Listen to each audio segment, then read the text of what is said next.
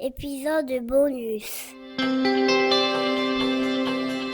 Portrait de militant.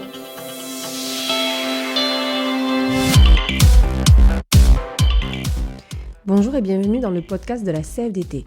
Aujourd'hui, nous allons parler de l'engagement syndical et poursuivre la série de portraits de militants. Parce que derrière le sigle CFDT, il y a des collègues, des enseignants et des enseignantes, des administratifs, des AESH, des personnels du Crous, comme vous et moi, qui se mobilisent pour défendre nos droits et améliorer nos conditions de travail. Pour en parler, j'ai invité plusieurs militants et militantes de la CFDT à échanger et expliquer leur rôle au sein du syndicat. Ils vont nous raconter leur parcours, leurs motivations et leurs actions, car c'est important de comprendre pourquoi les militants ont une mission essentielle et souvent méconnue dans nos métiers. Aujourd'hui, je laisse le micro à Laure Guézenec, directrice d'une école en Gironde, qui va vous raconter son parcours de militante, comment elle est arrivée à la CFDT et pourquoi les valeurs véhiculées par notre syndicat ont été fondamentales dans son engagement.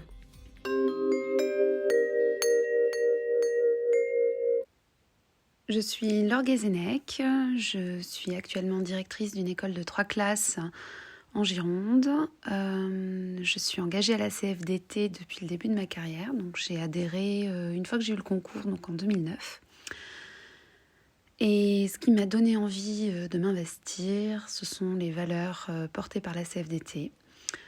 J'ai une famille militante, donc pour moi c'était pas un environnement inconnu. Et en revanche, je suis arrivée à la CFDT au hasard d'un échange. En sortant du concours, on était assaillis par plein d'autres syndicats. Et le militant CFDT que j'ai rencontré à ce moment-là, il était beaucoup plus mesuré dans ses propos. Et pour moi, ça avait un vrai impact parce qu'il parlait de dialogue, il parlait de cohésion, il parlait de travailler ensemble et pas de travailler contre. Donc pour moi, c'était vraiment très important. J'ai continué mon engagement syndical en fait très progressivement parce que les sujets qui me tenaient à cœur, c'était vraiment le bien-être au travail et tout ce qui pouvait être de l'ordre du juridique dans nos métiers, parce que l'éducation nationale, on n'est pas très fort sur le plan juridique, on a du mal à faire valoir nos droits quand on est en poste et on est souvent soumis, on voit souvent des collègues soumis à cette injustice qui sont dans une situation difficile, mais qui n'arrivent pas à dire non quand même. Et pour moi, militer, c'était pouvoir donner des outils et moi-même m'outiller et ensuite donner des outils aux autres. Alors, concilier mon métier d'enseignante et mon rôle de militante, c'est un équilibre extrêmement délicat. On ne va pas se cacher. Être militant, ça ne s'arrête jamais, un peu comme notre métier d'enseignant. Donc, si on veut faire les choses bien, ça demande du temps. Ça demande du temps entre midi et 2, après la classe, parfois le week-end pour pouvoir répondre à un mail ou appeler un collègue qui est en difficulté ou une collègue qui a une question qui est un peu urgente, parce que les personnes qui nous contactent ont souvent manqué de réponse au niveau hiérarchique ou administratif, et effectivement le syndicat représente un peu le dernier espoir. J'ai appris beaucoup de choses, notamment dans tout ce qui est relations interpersonnelles avec le syndicat.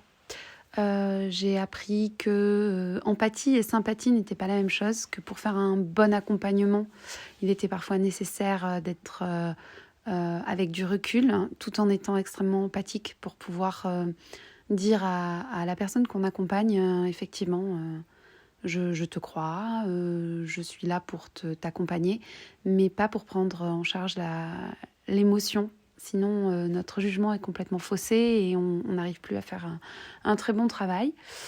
Or, militer, c'est vouloir offrir le mieux à nos adhérents.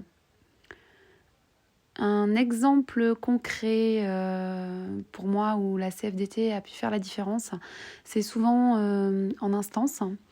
Lorsqu'il y a par exemple des ouvertures ou des fermetures de postes, étant donné qu'on est très outillé et argumenté, les situations qu'on présente sont rarement des situations bancales, ce qui fait que l'administration peut prêter une oreille plus attentive.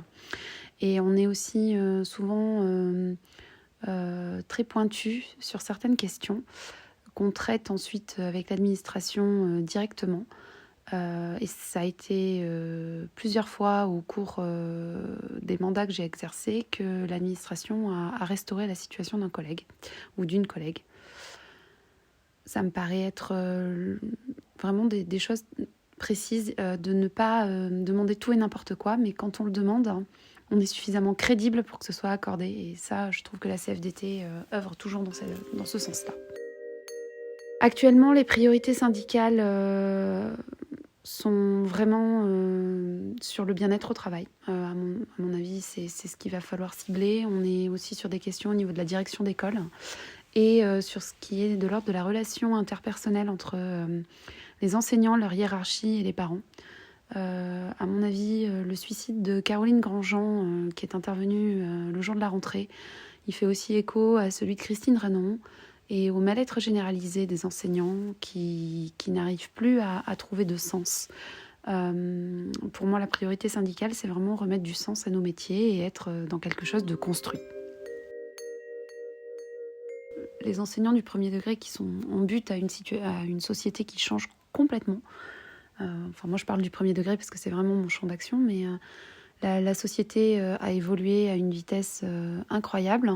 Les relations se sont multipliées et en même temps, elles se sont éloignées. On est beaucoup dans le numérique, dans le réseau social, dans des choses qui vont vite. On a beaucoup de prêt-à-penser, beaucoup de parents qui vont, sur un coup de colère, déverser leurs émotions sur un réseau social.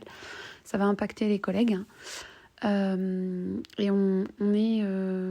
il y a un vrai besoin d'écoute et d'accompagnement pour pouvoir redevenir acteur de notre métier et être vraiment aux commandes, avoir les moyens de construire et de passer par-dessus ces difficultés, d'ouvrir d'autres voies, d'ouvrir d'autres portes. Et je pense que la CFDT bâtit tout ça en étant elle-même présente sur les réseaux sociaux, mais aussi en faisant un travail de terrain, revoir certains protocoles ou certaines nécessités, faire des demandes auprès de la hiérarchie pour que des choses primordiales comme le temps de déconnexion ne soient pas oubliées. Et c'est un travail de chaque instant. Mon engagement m'apporte vraiment une certaine construction et une vision du monde. Je n'aurais pas cet engagement syndical, je pense que je ne verrais pas les choses sur le plan politique ou sur le plan social de la même façon.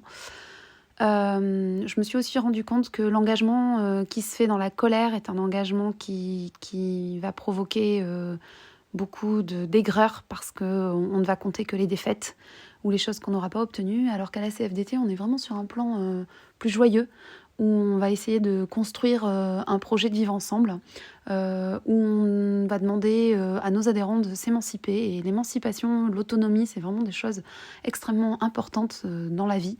Quand on est responsable de ses choix, quand on est capable de les construire, de les réfléchir, on a vraiment un temps d'avance sur un monde qui va trop vite.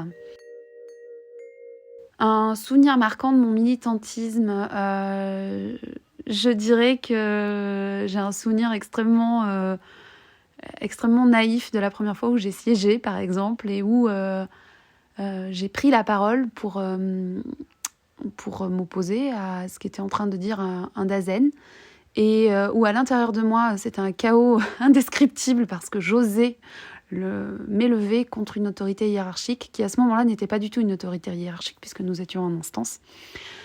Et ce moment-là, parce que je ne parlais pas en mon nom propre, je parlais pour mon organisation syndicale, je parlais au nom de la CFDT et donc j'avais réfléchi avec les camarades de la CFDT sur les arguments qu'on devait avancer.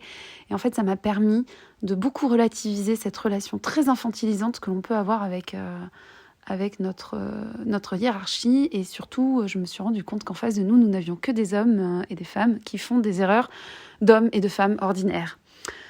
Et qui ont aussi des réussites d'hommes et de femmes ordinaires. Mais à ce moment-là,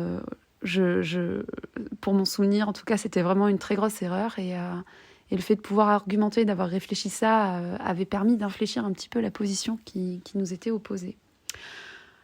Si je devais convaincre un collègue ou une collègue de rejoindre la CFDT, je lui dirais « Viens, on réfléchit ensemble, on construit. on ne reste jamais sur un échec et au contraire, on cherche des solutions et c'est souvent dans le ensemble qu'on avance mieux. La colère est mauvaise conseillère. Elle peut être un moteur nécessaire, mais elle ne doit pas prendre toute la place. Et la CFDT, on est capable de pouvoir réinventer et d'être dans quelque chose de plus porteur.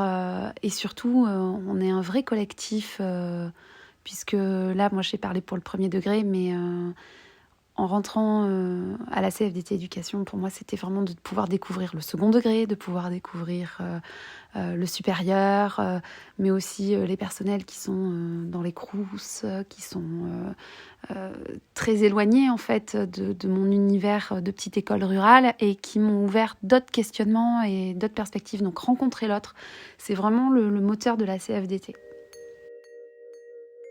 En conclusion, ce que j'aimerais qu'on retienne de mon témoignage, que la militance, c'est aussi pouvoir partager des moments de joie. Ce n'est pas que du combat, c'en est, mais c'est aussi des moments de réunion et des moments de lien. Le lien est extrêmement important.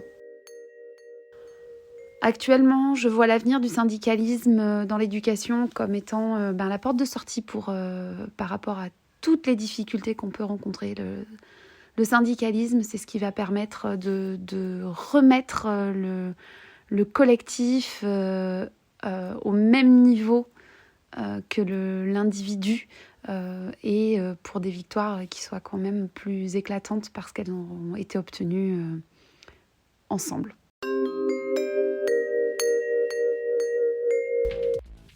Merci pour votre écoute et à très bientôt pour un nouveau portrait de militant à la CFDT.